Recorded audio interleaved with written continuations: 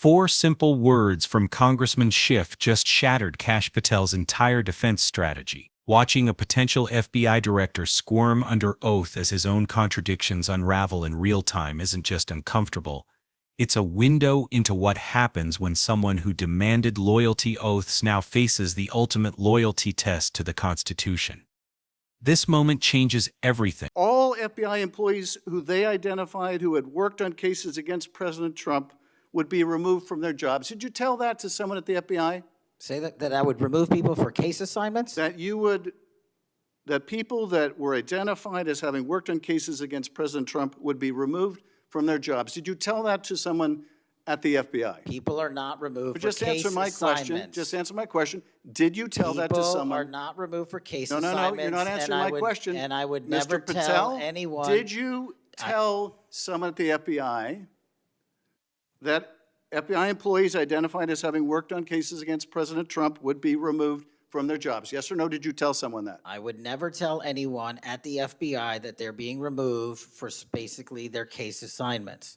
Okay, so anyone who said that would be lying. Is that your testimony? Anyone can say whatever they want. No, I know, but you're saying they were a liar. I'm telling you what I said. Because this is in the complaint against you, Mr. Patel.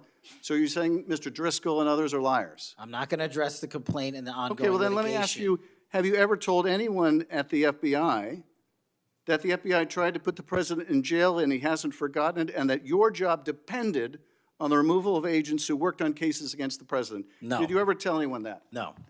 Okay. Did you ever tell anyone that you knew these summary firings you were undertaking were illegal, likely illegal, and that you would be sued and later deposed? Did you ever tell anyone that? No firings at the FBI or terminations were done for anything other than justified Did you ever cause. tell anyone that, Mr. No, Patel? Why don't you no answer my question? terminations at the FBI were ever done in my tenure for anything other than failing Did you ever to tell uphold anyone their that, oath of Mr. Patel? You willing to office answer or the their- question? The FBI. I guess I you're have not willing to answered answer the it. question. So let me move on. Let me Repeatedly. move on to the Epstein files. You said you're the most transparent FBI director in history, so I'm going to put you to the test. In 2024, you were asked by Glenn Beck about Epstein's Black Book. And you said, he asked, who has Jeffrey Epstein's Black Book? And you said, Black Book FBI. And he said, but who? That is, I mean theirs. And you said, oh, that's under the direct control of the director of the FBI. That's what you said. Was that true, Mr. Patel? I'll rely on you quoting it accurately. I did that a couple Was of it years true ago. what you represented to Mr. Beck and the president's supporters out there, or were you lying? No, Was it true that the Black Book, Epstein's Black Book, was in the possession of the FBI director? The Black Book was in the possession of the FBI. Okay, so now that you're the FBI director, you have possession of the Black Book, right? That index has been released. So you have Jeffrey Epstein's Black Book? What is known as Jeffrey Epstein's Black Book has been released by us. And you released it. And let me follow up on Senator Kennedy's question, because he asked you, and I'll be very precise here.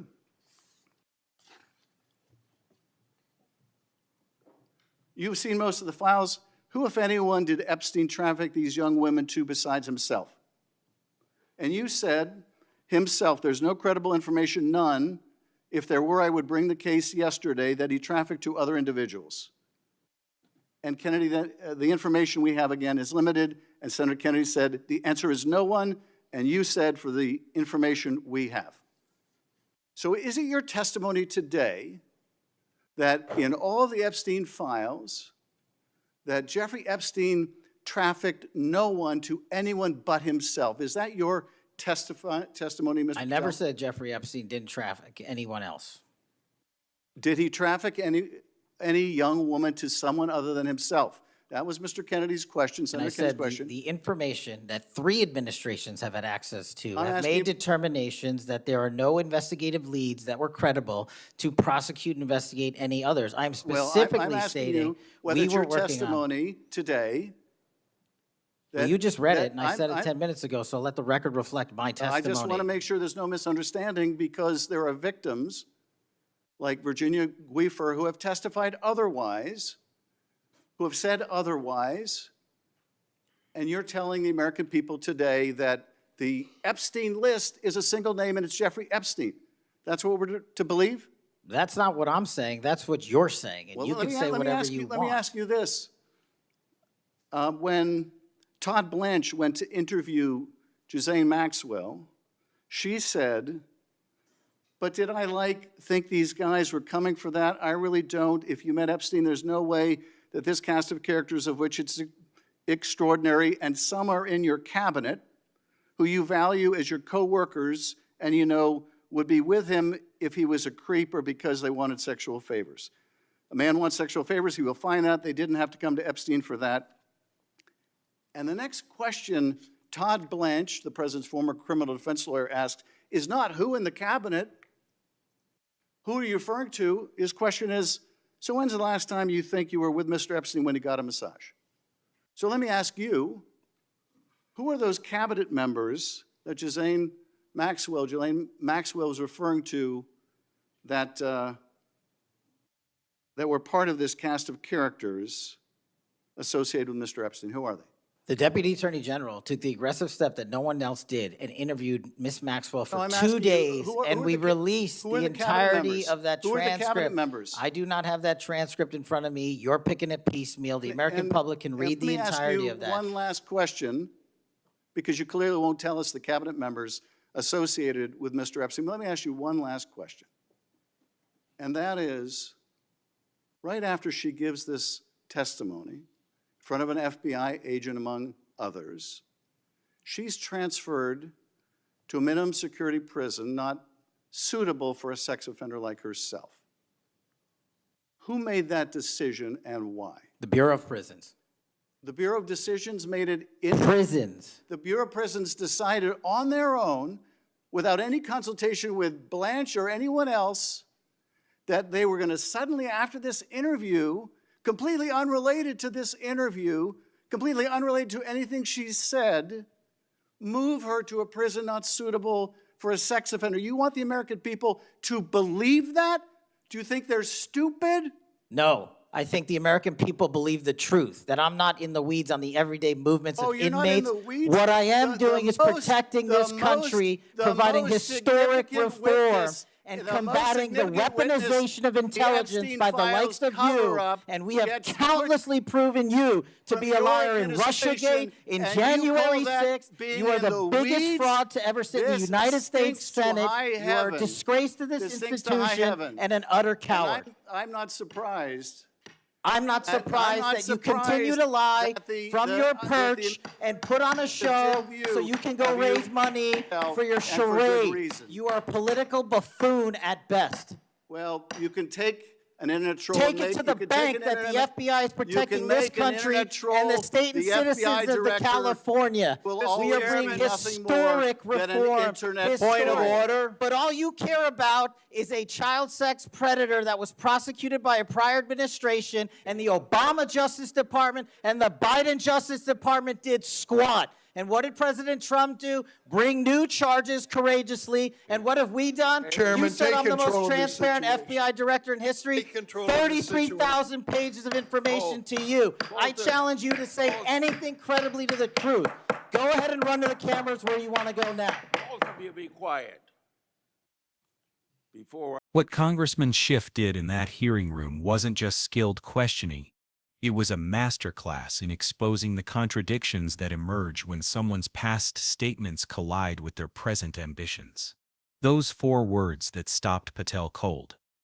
They weren't accidental. They were the culmination of a strategic line of inquiry that revealed something far more troubling than a simple contradiction.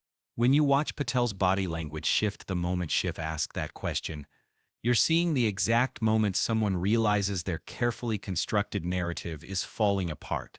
This isn't about partisan theater. It's about what happens when someone who has publicly called for loyalty tests and enemy lists suddenly finds themselves subjected to the most basic loyalty test of all: honesty under oath.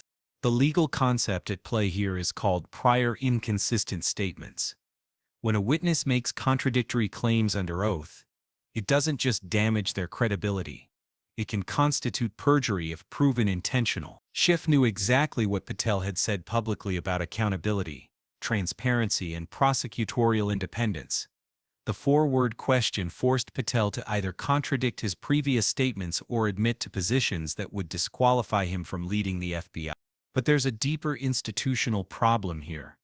The FBI director doesn't just enforce laws, they set the moral tone for thousands of agents who make split-second decisions about evidence, investigations, and justice. When someone seeking that role can't maintain consistency between their public statements and sworn testimony, it raises fundamental questions about their fitness to lead an institution that depends on credibility and trust. What we witnessed was the collision between political loyalty and constitutional duty. Patel's evasions weren't just uncomfortable television. They were a preview of how he might handle conflicts between political pressure and law enforcement integrity. His refusal to give straight answers about his own statements suggests someone who sees oath-taking as a procedural hurdle rather than a sacred commitment. The stakes here extend far beyond one nomination. The FBI's effectiveness depends on cooperation from local law enforcement, foreign intelligence services, and ordinary citizens who provide tips and testimony. When the public loses faith in the Bureau's independence, that cooperation erodes, making everyone less safe. Schiff's questioning exposed not just Patel's contradictions, but the fundamental tension between political loyalty and institutional integrity that threatens the very foundation of impartial law enforcement. This moment matters because it shows us what accountability looks like in practice. When constitutional principles meet political ambition, only one can survive intact. Schiff's four words forced that choice into the open, and Patel's response told us everything we need to know about where his loyalties truly lie.